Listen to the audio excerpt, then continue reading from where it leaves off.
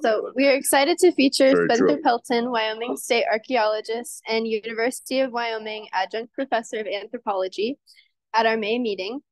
Spencer has been an archaeologist in Wyoming for 11 years, receiving his PhD from the University of Wyoming in 2018 and becoming the state archaeologist in 2019. He primarily researches the Paleo-Indian period, but maintains interest in all aspects of high plains and Rocky Mountain archaeology. Spencer will be speaking on the Willow Springs Campsite project, on which he and his team have been working, and NCCCAS has been invited to visit on Saturday, June 15th. Thank you, Julie. Sorry.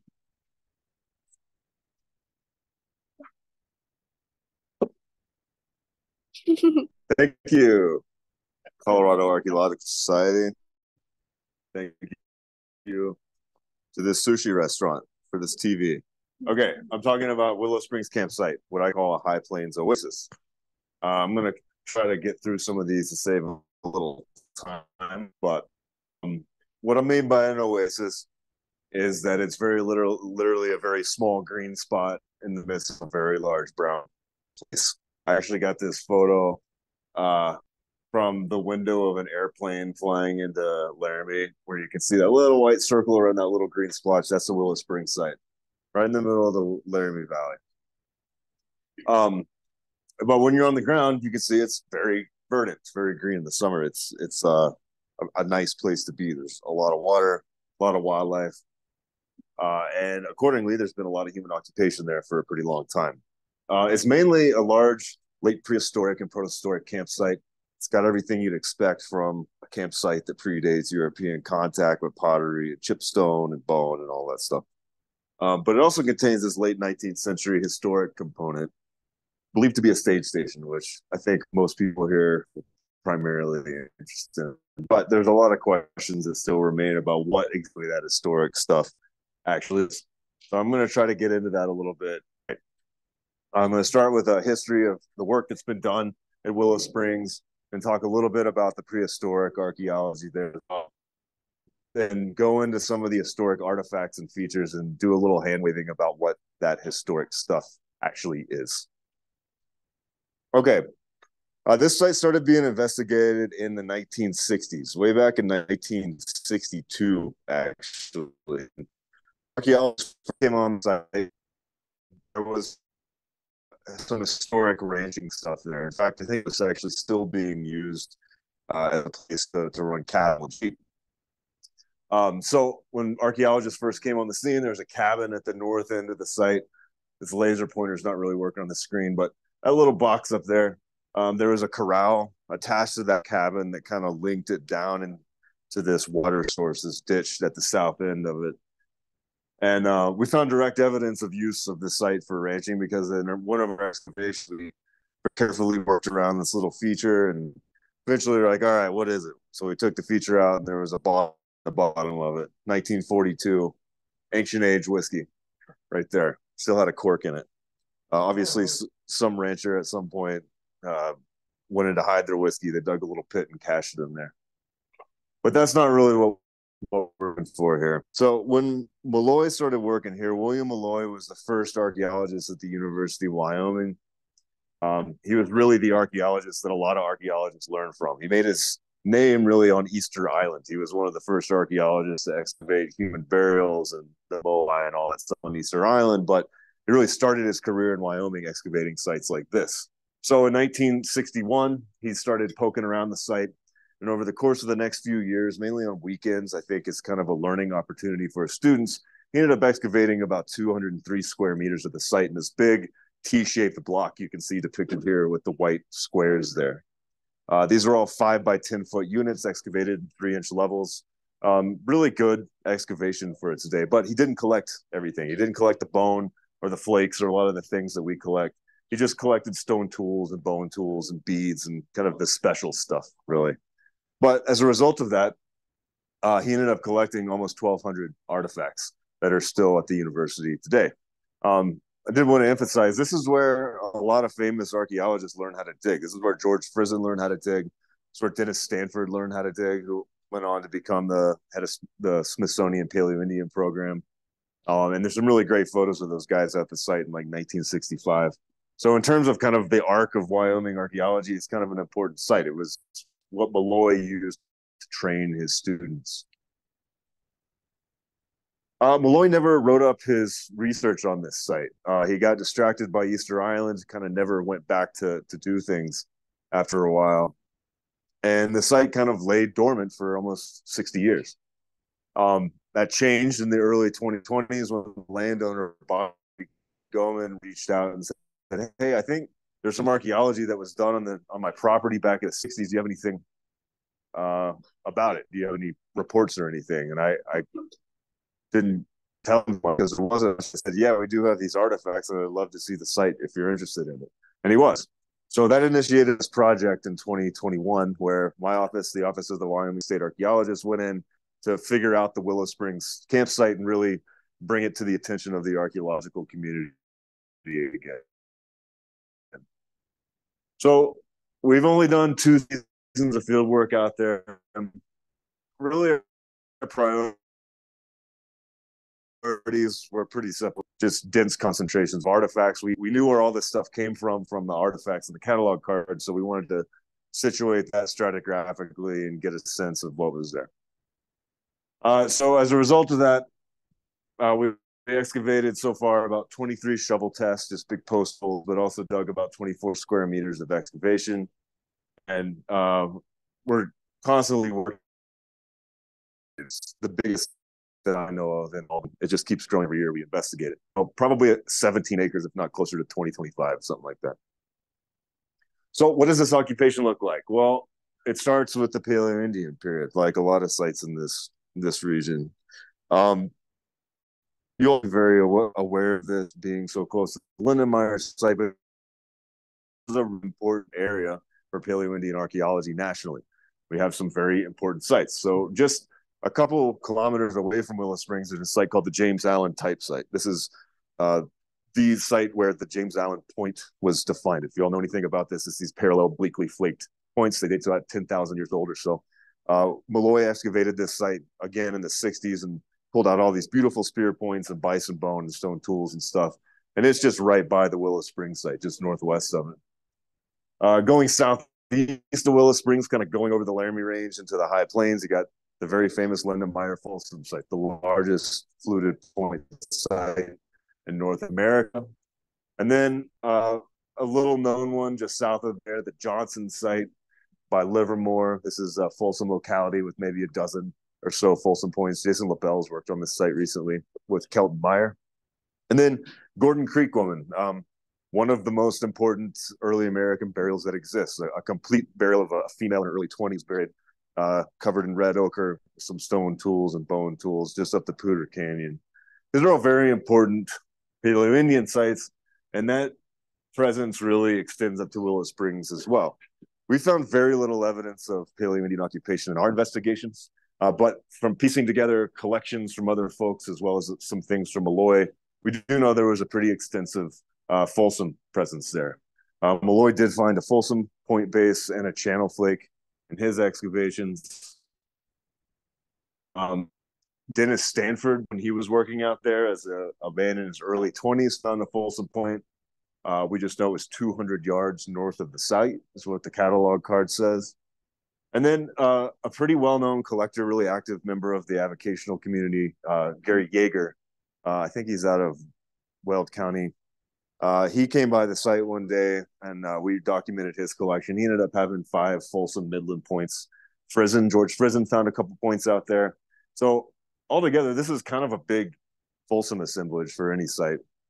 And it suggests that, yeah, there was Folsom here, but it's really associated with exposed bedrock all around the site. It doesn't look like there's much of a buried Folsom component there, or at least not one we found yet. So we're still pursuing it, but we know Folsom was using this very important spring in the middle of the Laramie Plains. The interesting thing about this, in my mind, is that we have all this Folsom stuff right around the spring and then nothing after it. There's no evidence of late Paleo-Indian stuff, no evidence of archaic stuff, all the way to the late Holocene, maybe 1,500 years ago. And it's kind of an interesting question of why that might be.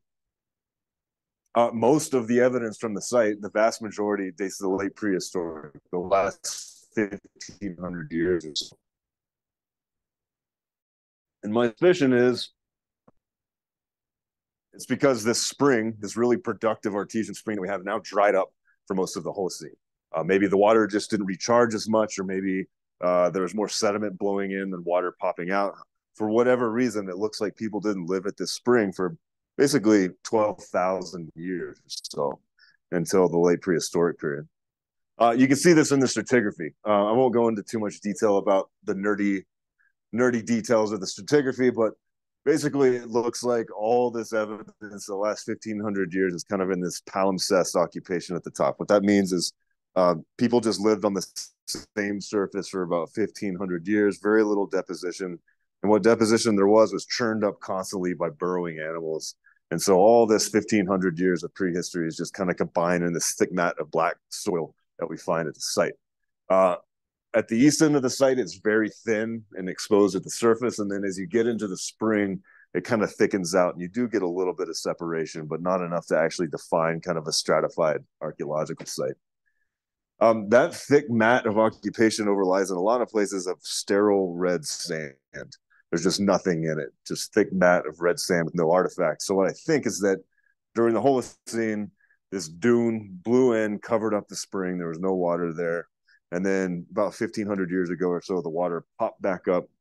It created this gray clay kind of right in the spring. And then people show up again. And that's basically the story of why there's a lot of evidence for the Folsom period, nothing, and then just this huge pulse of activity in the last 1,500 years. Well, what does that archaeology look like? It looks like classic late prehistoric archaeology for Wyoming. I think most classically exemplified by arrowheads, true arrowheads, not arc points or projectile points. These are projectile points at the ends of arrows. But we do have a few dart points. It's not completely unexpected, because in the early late prehistoric, when arrowheads come in, we do have people, it looks like, still using the atlatl in Wyoming for a little while. So we do have a small number of dart points that look a lot like that. Then we have these really classic rose spring points, I think in Colorado, or at least I used to call them hogback corner notch points, something like that. These are in Wyoming, at least, most commonly associated with the southwest portion of the state, kind of the Red Desert, Wyoming basin area. And then we get these other small corner notch points right here, just above those, very much more associated with like the eastern plains of Wyoming. Two different arrowhead styles being used at the same time between about AD 500 and 1100. And then the later part of the late prehistoric, we have side notch points come in. It's a very defined break. Around 1100 years ago, corner notch points disappear, side notch points come in, and those persist throughout the rest of the record. That's what those look like at the top, as well as the triangular points up there. Both those side notched and triangular points are basically ubiquitous across Wyoming, Colorado, everywhere on the plains during the later part of the late prehistoric, from about 1100 all the way up to contact. That phenomenon extends all the way up into Canada and all the way down into Mexico. It's pretty much a continent-wide phenomenon. The special thing about Willow Springs, or one of the things, is ceramics. As you all know, pottery is very uncommon in this part of the world. But Willow Springs has just about the evidence we've ever found in Wyoming of pottery in sites. We have 4 different distinct styles representing at least 16 vessels at the site. And this is just from the small sample of the site that we have so far. This is more styles, more individual styles than any other single site in the entire state of Wyoming. Four different styles. It pretty much covers like, a third of the types of pottery that we find in the whole state. The 2 earliest forms of pottery we find there are called woodland and pueblo pottery. Woodland pottery is this classic cord marked style. There's a lot of these sites right around Fort Collins and out under the plains. This began being produced around 8,500 or so. These are conical vessels with a kind of a conical bottom like that, and people would take these twisted pieces of cord and press the outside of it to kind of make it really rough. And that's what you see in the upper left there. But at the same time, we get this Puebloan pottery at the site called Chapin Gray. This is very uncommon in Wyoming. I think this is the only site actually where it's ever been found in the state. This is pottery that's formed actually in a basket, in a woven basket, kind of pressed into the sides of the basket and removed. And you see those basketry impressed sherds like that in the upper right as a result. This is made about the same time. This is the earliest pottery style in the Southwest, actually. We always think about the Southwest as this having this beautiful painted pottery styles, but this is where it starts, and it actually starts a little bit later than the woodland pottery we find up here. So these pottery styles exist between about 580, 1,000, something like that. They kind of disappear, and then this new style comes in called promontory pottery. Oftentimes it's fingernail impressed, like you can see right here in the center. This is the most common pottery style at Willow Springs, and it's often thought to be associated with Athabascan groups. So the ancestors of the Navajo and Apache that now live in the Four Corners region. But at this time, they were coming down in a vast migration from Alaska all the way down the spine of the Rocky Mountains. And around 1,000, 1,100, we start seeing their pottery show up in Wyoming sites. We have a lot of evidence for that Athabascan migration at Willow Springs. And then finally, the latest pottery style we have probably showing up around, say, 400 years ago. It's pottery made by the ancestors of the Shoshone. The classic example of that is this kind of flower pot style right here. It has a flat bottom, kind of a large, robust shoulder on it with really thick pottery sherds. That's probably the least common pottery style we have. The raw material signature site, kind of like the points and kind of like the pottery suggests that people were coming through this site from a very wide diversity of places. So first, we have a lot of this tiger chert from Southwest Wyoming. I don't know if you know much about this, but it's this very distinctive banded chert that comes out of the Wyoming Basin. There's an example of it depicted there. We have a good number of that, a good number of pieces of that stuff in the site. But I think most definitively, we have a lot of obsidian. And it comes from basically every direction that it can. Most of that obsidian comes from Malad, Idaho, so southeast Idaho, kind of right by the Snake River Plain. But we do get a fair amount from northern New Mexico, from the Valles Caldera. Again, kind of matches with this Puebloan pottery that we see showing up. We get a smaller amount from Colorado, where we get a little bit from Cochetopa Pass down kind of by Gunnison, some other stuff from the mountains, and then some amount from the greater Yellowstone ecosystem, Obsidian Cliff, Teton Pass, Bear Gulch, these sources up in northwest Wyoming, southern Montana.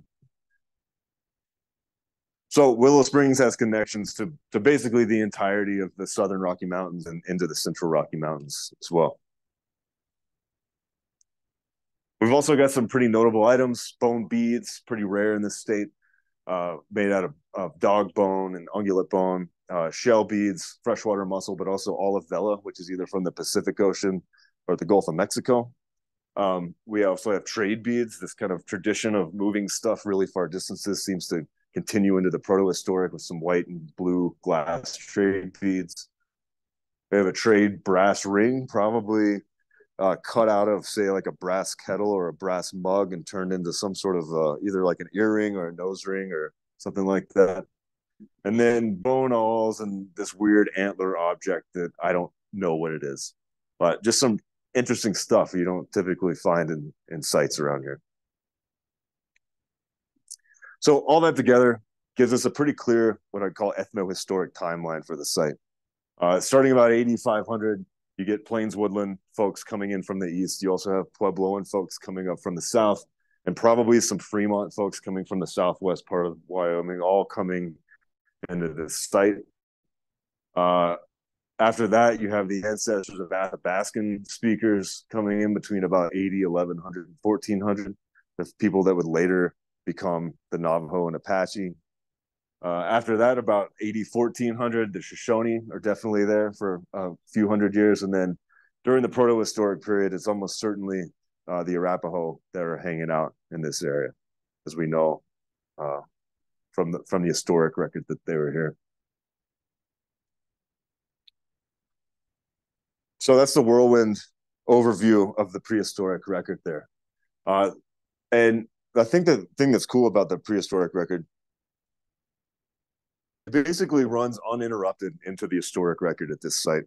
I think it's fair to say that certainly in the decade preceding the historic record starting at this site, there were Arapaho living at this site. Um, Probably the year before the historic record starts, if I had to guess. There really is this uninterrupted record of Native American occupation at this site for 1,500 years, where somebody was probably living there at least once a year for 1,500 years, and then boom, the Overland Trail comes through, and that ends. You can see that really vividly at this site. Um, I did want to give a brief overview of what that historic record looks like before we go into it. The Cherokee Trail did go directly through this site in 1849. We don't have any evidence of the Cherokee Trail at the site, but I think it's fair to say they at least maybe stopped and watered some cattle there or something. This is a very notable landmark. Couldn't miss it as you're passing through the southern part of the valley. So I wouldn't be surprised if we started popping up things like gun flints or whatever, something that was dropped by the boats that were on that expedition. But I think really the historic record in Holiday's Overland Trail, that era kind of overlaps a little bit with the railroad and military occupation that starts really when Fort Sanders established in 1866. And then this property owner told us it was that the owner before her told her that.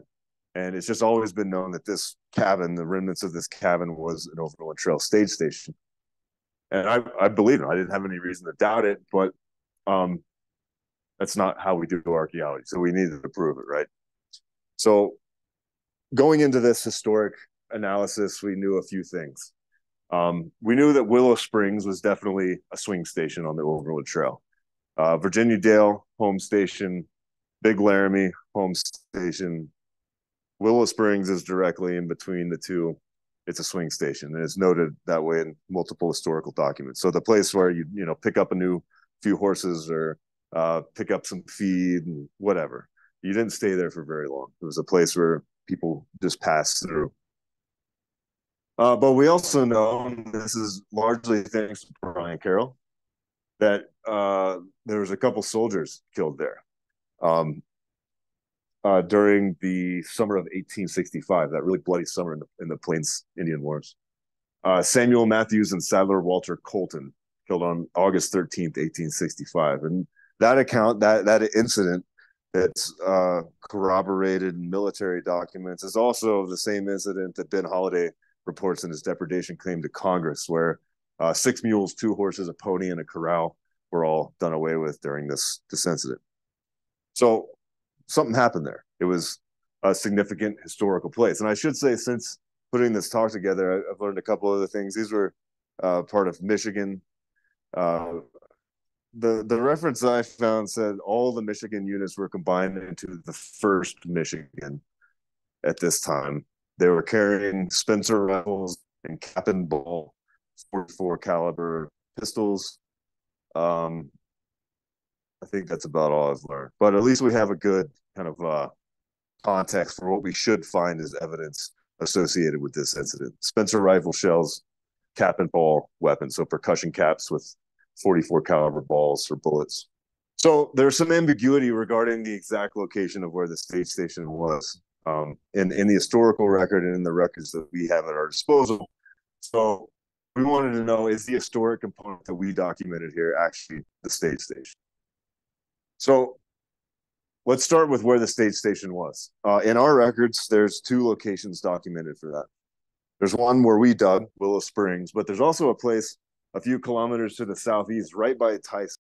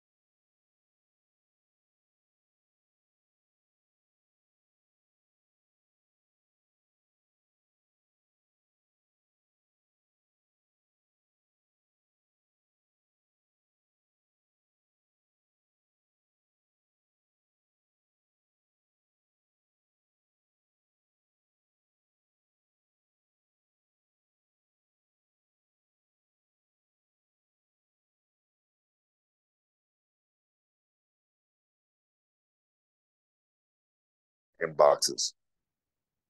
The glass that we pulled out of our excavations doesn't contain a single piece of solarized glass, that nice purple amethyst glass that you find. Generally, you think that's old, right? But it's not that old. It's actually didn't come in until about the 1880s, mid 1880s. And so we know that our glass assemblage is actually pre 1880s for that reason. It's very old glass. We did get an assortment of tobacco tags, one of which has just about as good of a diagnostic marker as you can get, 1869. Buttons, all consistent with the late 19th century, but I think actually no military buttons at all. It's all civilian stuff. We got ironstone whiteware, which is late 19th century. Clay pipe fragments that kind of roughly date to the 1870s. And all of this together, I think, cumulatively suggests a pre-1880s date. So a pretty old date.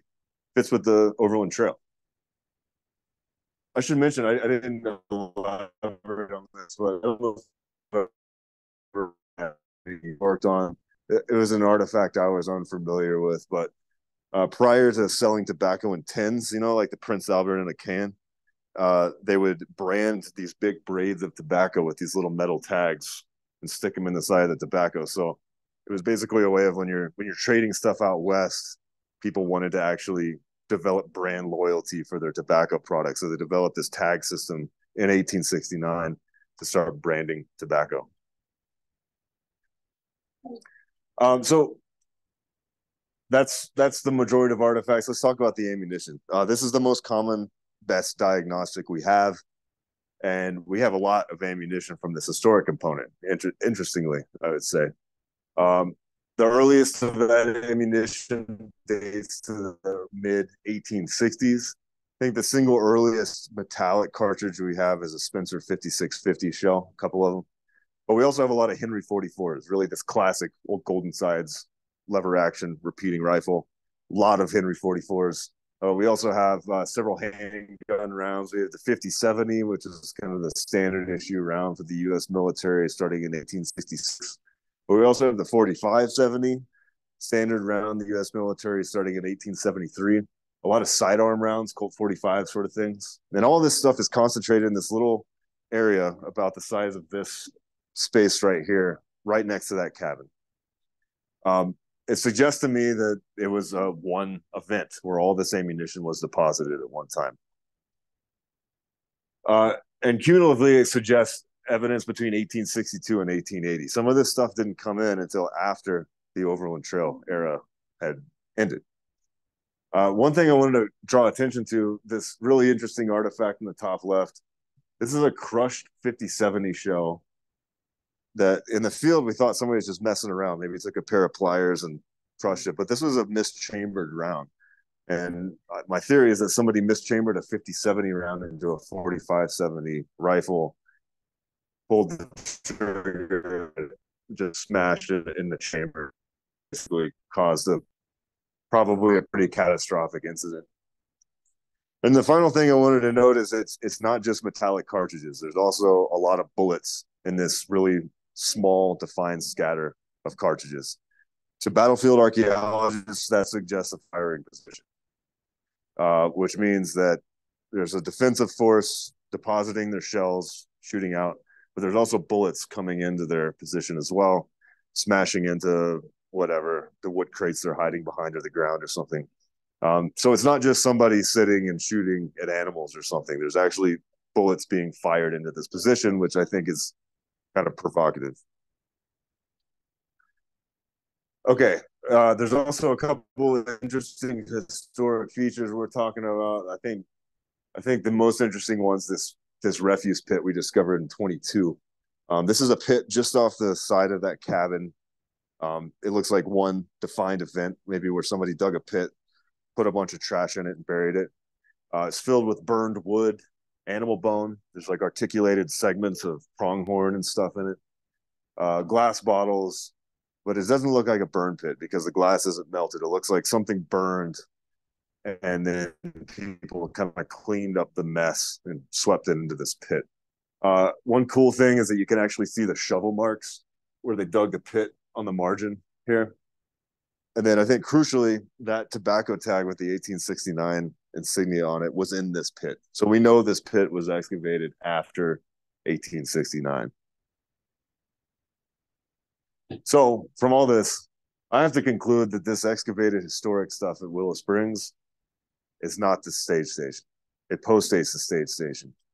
The Overland Trail ceased operation as a commercial venture, at least in 1869.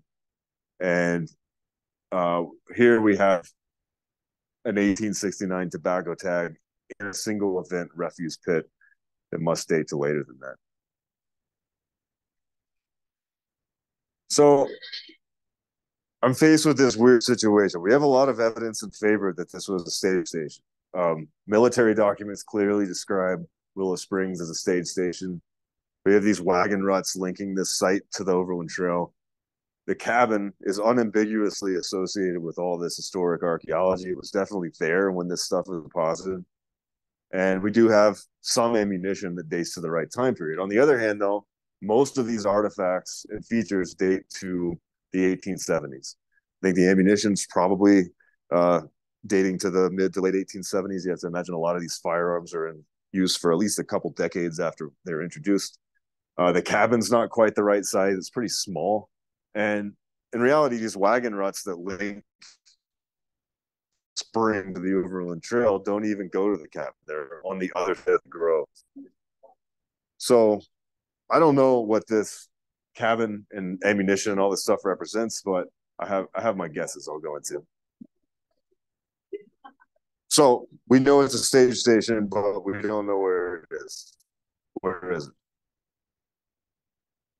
What we've decided to do now is just move south. So we know the historic site on the east side of the grove. We know that dates to the 1870s. I kind of think it's probably some outlaw stuff, if I had to guess. Outlaws, tie hacks, something like that. Those are the sorts of folks that would be in this area at this time. The south of the grove, nobody's ever excavated there.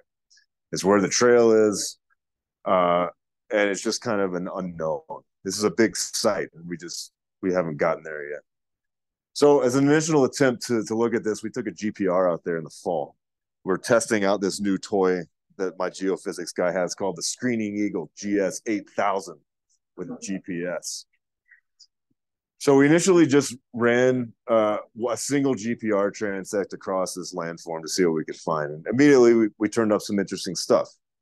For one, when we cross the trail swale here at the bottom, you can see that in the GPR profile right here.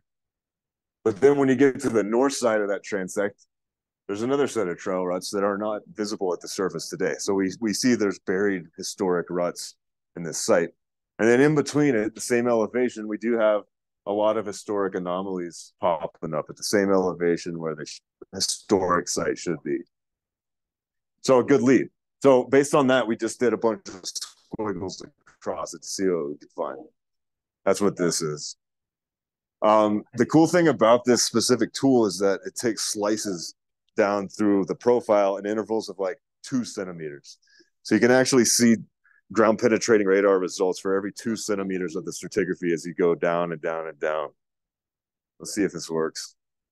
Yeah, this is what it looks like going from surface down to depth.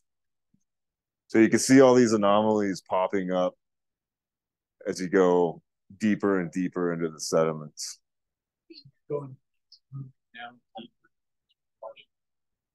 Yeah, I'll do it again here. So this is starting out at the surface, and now you're seeing the historic stuff pop out. Now you're seeing the prehistoric stuff pop out, and then it's kind of getting down into the bedrock here. So he started pulling up all this stuff on the GPR. I was like, all right, maybe this was a sheep shed from the 1950s. I better check. And I metal detected a little bit, which is your conventional metal detector, and immediately pulled out 2 19th century bullets that had been fired and hit something. There's nothing there now, but apparently in the 19th century, there was a structure there, enough of a structure to crush these 2 bullets that I popped out immediately. This was like in 10 minutes of metal detecting. So at the least, it confirms that there's a late 19th century component south of the grove. And we're going to test this summer and find out. So my provisional conclusion is that The Willow Springs stage station was initially a tie sighting really early in the trail's history. It's right along the Overland Trail. But tie sighting is not a great place to put a stage station. The forage is bad. There's not good water. So I think pretty soon thereafter, they moved it up to Willow Springs when they found this beautiful spring. And it was definitely there by 1865 when it was raided by the Cheyenne dog soldiers, and a couple of U.S. soldiers were killed. We have good sources for that. I think it continued to be used there till 1869.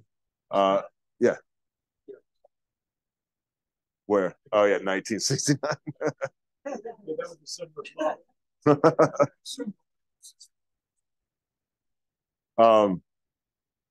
So I think it was used about 1869. I think then that cabin or whatever facilities were in use at the stage station were recycled.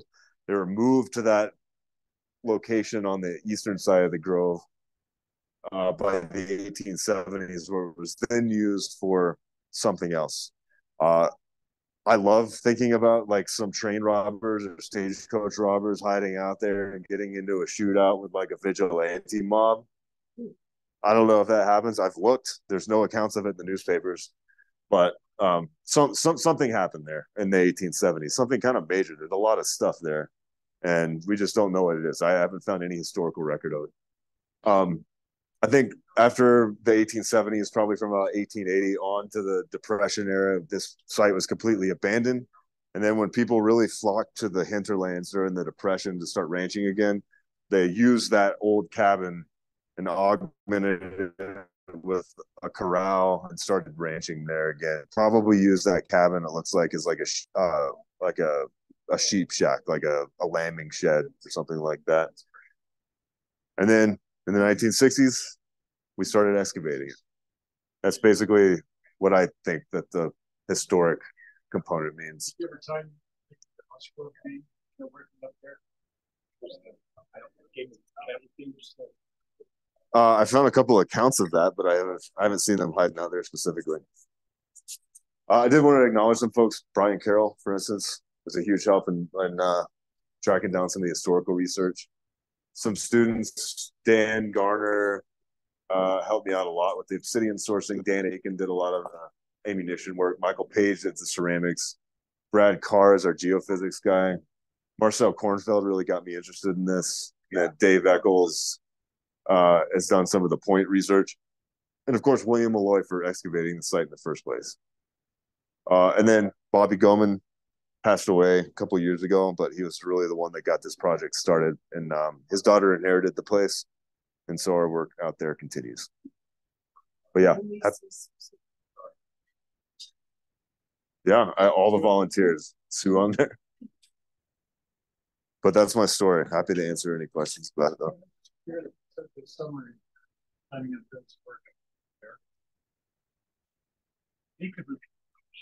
Oh, I was just curious about this summer. Is it open to other people volunteering to be a part of some investigation there? Yeah, I know you all are doing a field trip there June 15th, but we do take site volunteers. So reach out if you're interested. Yeah. So what for this summer, what is your research question focusing on this summer? What is the intent of the research for this summer? Find the stage station. That's pretty much it. Lori asked what the intent of the research this summer is. I mean, we're going to have a lot of people out there. The UW Field School is going to focus more on the prehistoric aspect of it. They're going to kind of work north of the Grove and try to trace that out up there. I think we're going to be focused south of the Grove to find this stage station if it's there. So it's going to be a combination of shovel testing, one or 2x1 test pits, and then some metal detecting as well.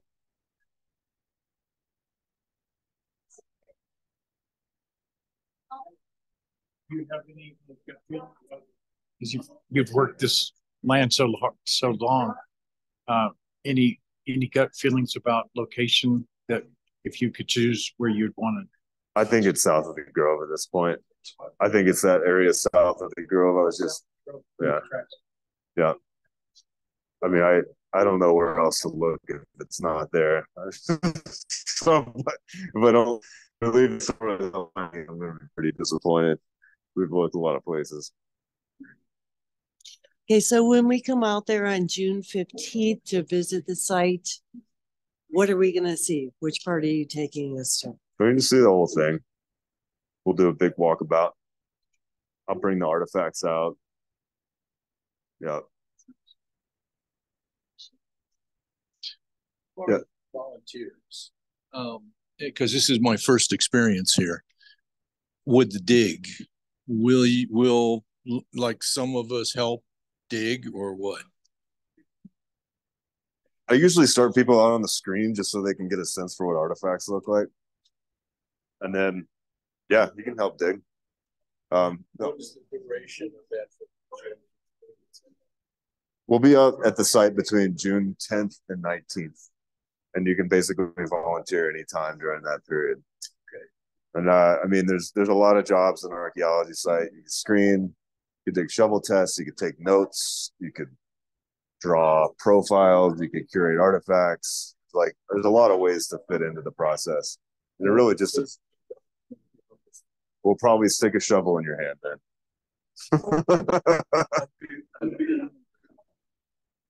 Question online, Spencer. Are you willing to share your slides?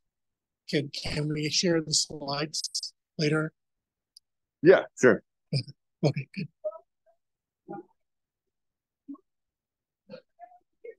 Thanks, everyone.